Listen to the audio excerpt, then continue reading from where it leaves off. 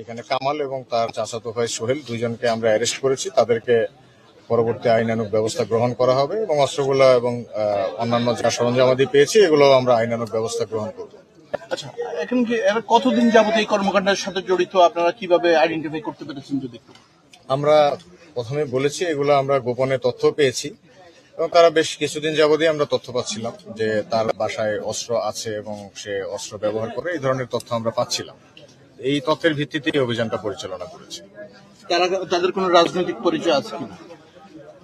সে নিজে কোনো রাজনৈতিক পরিচয় ব্যক্ত করেনি এবং কারো সমর্থন বা এই ধরনের কোনো কিছুই বলেনি, এজন্য আমরা নিজেরা ধারণামূলক ভাবে কিছু করছি না।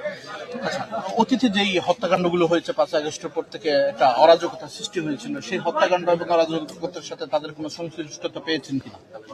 তার নামে 3টা মামলা আছে, যেগুলা মূলত চাঁদাবাজি, মারামারি এই রিলেটেড মামলা আছে, হত্যা মামলা নেই তার নামে।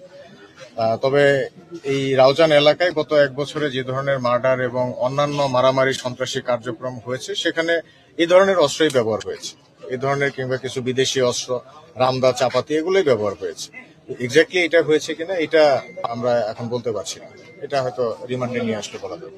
এত অস্ত্র তার বাড়িতে মজুদ রাখলো কেন, মজুদ রাখলো কিসের উদ্দেশ্য মজুদ রাখলো, এই বিষয়ে কোনো তথ্য দিয়েছে কিনা?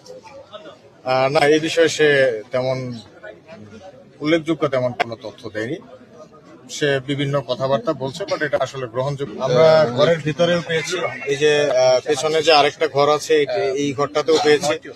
তারপর ঘরের পাশে যে আপনার একটু লুকিয়ে রাখা ছিল, মানে কাঠ বা এগুলো দিয়ে পাটাতন বানানো, এর নিচে ভালোভাবে লুকিয়েও রাখা ছিল কিছু জায়গায়। বিভিন্ন জায়গা থেকে আমরা উদ্ধার করেছি এবং আলমারির ভেতর থেকেও পেয়েছি। মদের বোতল, চাপাতি এগুলো আলমারির ভেতর থেকে পেয়েছি, ছাদের উপর থেকে পেয়েছি। দেখতে পাচ্ছেন আসলে চকলেট বোমা লম্বা।